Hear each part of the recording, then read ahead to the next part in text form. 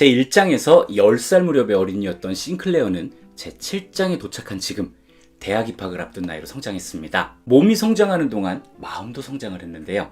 크로머, 카인과 아벨, 도둑, 베아트리체, 아브락사스, 크나우어, 그리고 데미안, 이 과정을 지나온 싱클레어는 이 직전 영상에서 다루었던 야곱과 천사의 씨름이라는 생각재료를 통해서 힘들어도 붙들고 버텼다 라는 생각에 도달을 했고요. 버티는 과정에서 스스로 생각하고 원하는 대로 결정을 할 수 있는 경험을 통해 마음의 성장에 있어서 많은 진전을 이룬 상태에 와 있습니다. 그렇지만 혼란스러움을 내려놓지는 못했어요. 아직도 의문이 있고 확신이 없고 답답하기는 마찬가지입니다. 이거다 하는 그런 깨달음에 도달하지 못한 상태다, 이런 것이죠. 고등학교를 졸업한 싱클레어는 대학에 진학하기로 했지만 이 길은 스스로의 결정이라기보다는 세상이 정한 길을 따라가는 것이었습니다. 대학에서 막상 무엇을 공부하고 싶은지, 어떤 일을 하며 살아갈지 전혀 결정을 내리지도 못한 상태로 방학 동안 아버지가 준비해 주신 여행을 다녀오기로 하는데요. 그 전에 꼭 들르고 싶은 곳이 있습니다. 바로 데미안의 집이에요. 지금껏 모든 관계의 중심에 있던 인물 데미안이라는 인도자를 만나고 싶었다는 겁니다. 물론 이미 그가 이사를 갔다는 건 알고 있어요.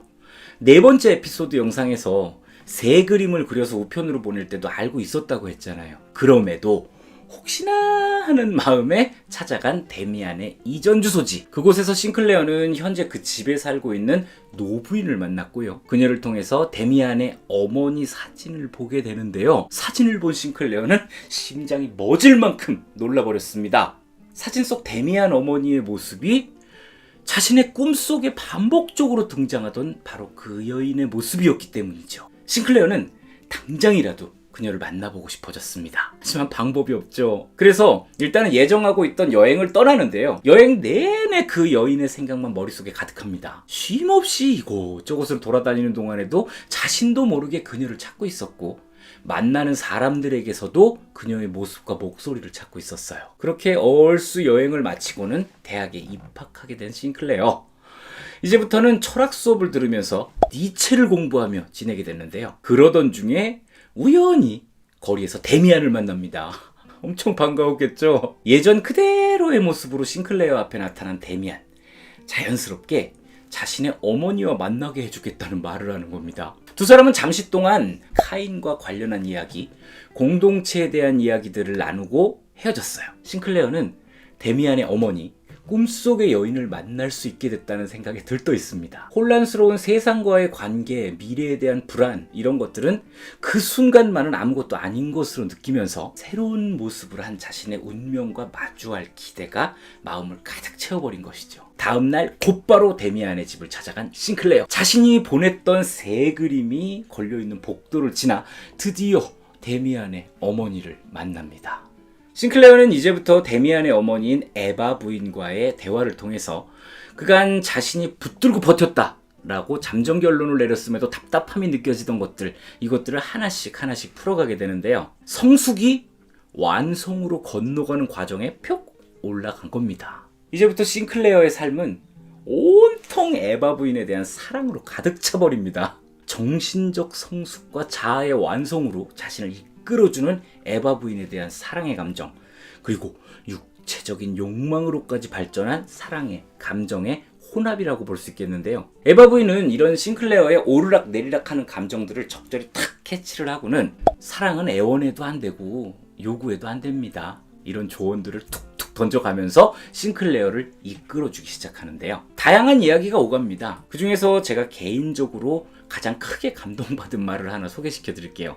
맨 처음 싱클레어하고 에바 부인이 만났을 때 나눴던 대화인데요. 자신의 유년기, 청소년기를 고통스러웠다 라고 기억하고 있는 싱클레어에게 에바 부인이 이렇게 말했습니다. 돌이켜 물어보세요. 대체 그 길이 그렇게 어려웠나요? 어렵기만 했어요? 아름답기도 하지 않았나요? 더 아름답고 쉬운 길이 있었을까요? 괜찮죠?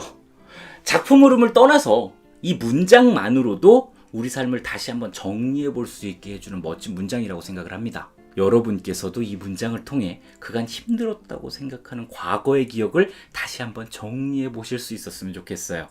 제가 6번째 에피소드에서 아브락사스 설명하면서 콕 짚어드렸던 말이 있었어요. 네가 스스로 판단해라.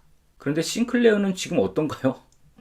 에바 부인을 만나서 그간 답답했던 것들을 해결할 수 있는 설명, 조언 열심히 듣고만 있죠. 그래서 이 작품의 마지막 장이 제7장 에바 부인이 아닌 겁니다. 내면의 성장에서 완성으로 가는 길에 올라 있을 뿐 아직 도착하지는 않았다는 거죠. 그렇게 싱클레어가 에바 부인과 데미안을 만난 겨울이 지나가고 봄이 찾아옵니다. 싱클레어는 여느 때처럼 데미안의 집을 찾았는데요. 평소와는 완전 다른 두 사람을 마주합니다. 따뜻하게 맞아주며 이야기를 주고받던 모습이 아니라 차갑고 죽은 듯한 표정으로 미동도 하지 않고 있는 데미안. 대화하고 싶지 않아 하는 에바 부인을 마주한 건데요. 왜? 당황한 싱클레어는 비가 쏟아지는 거리를 걷기 시작했습니다. 그 길에 먹구름 속에서 커다란 새의 형상을 발견하는데요. 그 새가 하늘로 날아오르자 큰 폭풍이 몰려왔습니다. 날이 개고 다시 두 사람을 만나러 간 싱클레어. 두 사람은 언제 그랬냐는 듯이 여느 때처럼 싱클레어를 맞이합니다. 왜? 곧장 자신이 목격한 것에 대한 이야기들을 털어놓게 된 싱클레어. 죽음의 냄새가 난다. 다시 말해 세계의 종말을 예견한다 라는 대답을 듣게 됐는데요. 이건 또 무슨 얘기인가요? 이어지는 영상인 데미안 제8장 종말의 시작 리뷰에서 계속 이야기해 보도록 하죠. 여기 누르시면 이전 영상, 여기 누르시면 다음 영상 보실 수 있습니다. 지금까지 책 좋아하는 아저씨 4월이 아빠였습니다. 감사합니다.